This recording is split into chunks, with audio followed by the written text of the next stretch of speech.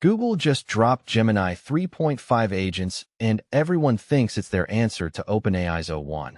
But it literally works the opposite way.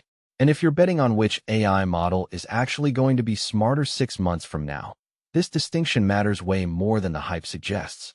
So let me be clear about what's happening here. OpenAI's o1 model does something almost nobody outside of AI researchers really understands yet. It spends time thinking, like actual compute time, running through reasoning chains internally before it gives you an answer. It's not just predicting the next word faster. It's pausing, working through logic, and then outputting the result. That's a fundamentally different architecture.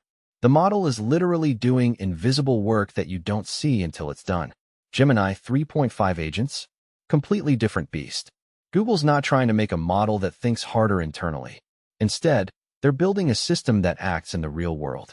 An agent, in the AI sense, means the model can use tools. It can call APIs. It can write code, execute it, see the result, and then decide what to do next based on what happened. It's reactive, not reflective. It's about doing, not thinking. Here's the crucial part that most people miss. o1 is trying to solve the reasoning problem. How do you make an AI that can work through complex logic better? Gemini 3.5 agents are solving the autonomy problem. How do you make an AI that can actually accomplish real tasks without a human in the loop? These are solving for different things entirely. Now, I want to walk you through why this matters, because the implications are kind of wild. Think about what o1 is good at. Complex math, scientific reasoning, multi-step logic puzzles, stuff where you need to think really carefully before you answer. The model spends more compute tokens internally, and that translates to better answers on hard reasoning tasks. OpenAI showed this with science benchmarks and coding competitions. But here's the catch. o1 is slower. It takes longer to think, and it's not really designed to interact with the outside world. It's a thinker, not a doer. Gemini 3.5 agents, on the other hand, are built to take action. The model looks at a task, decides what tool to use, calls an API, or runs a code execution, gets feedback, and adapts. If you ask it to research something online, it can actually browse. If you ask it to write and run code, it can do that and see if it worked. If it breaks, it can try again. That's powerful for real-world automation. But it's not necessarily thinking harder. It's just connected to more capabilities. So the question becomes, which one is actually smarter? And the honest answer is, they're measuring different things. It's like comparing a chess engine that thinks for 10 minutes to a robot that can actually move the pieces. One might be more strategic, but the other is more functional. But here's where it gets interesting. The real competition isn't o1 versus Gemini 3.5 agents. It's what happens when these two approaches start to merge. And they will. You're going to see models that can both think internally and interact with external tools. When that happens, you get something genuinely different. A system that can reason hard about a problem and then execute a plan to solve it in the real world. Google is betting that the agent approach, the ability to act and iterate, is actually the faster path to usefulness. And they might be right.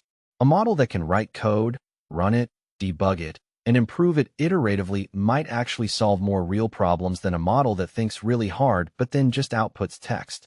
One of them makes your life easier. The other one writes a really good essay about why it's hard. Meanwhile, OpenAI is betting that reasoning is the bottleneck. That if you can make models think better, everything else follows. And there's logic to that too.